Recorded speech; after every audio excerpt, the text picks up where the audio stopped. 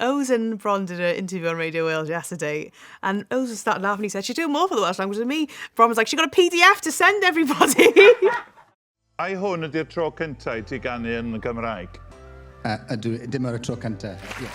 Dwi'n caru gweld dysgwyr yn neud y llais.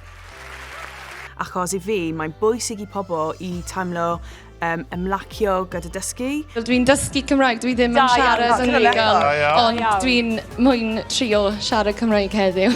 Da iawn. Ti'n neud e? Wow!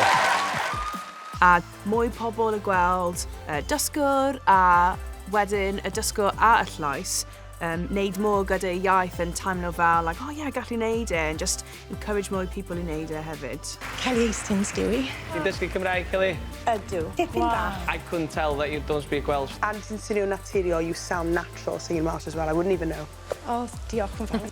Pobl stopo fi yn y stryd a dweud, oh, dwi'n mwyn y dysgu nawr, allai ddim believe ti'n neud ma, ble wyt ti'n mynd, like, sut wyt ti'n dechrau dysgu Cymraeg a joio I fi achos y reason fi'n dechrau dysgu Cymraeg achos dwi'n mwyn pobl I teimlo fel, like, yeah, gallu neud e.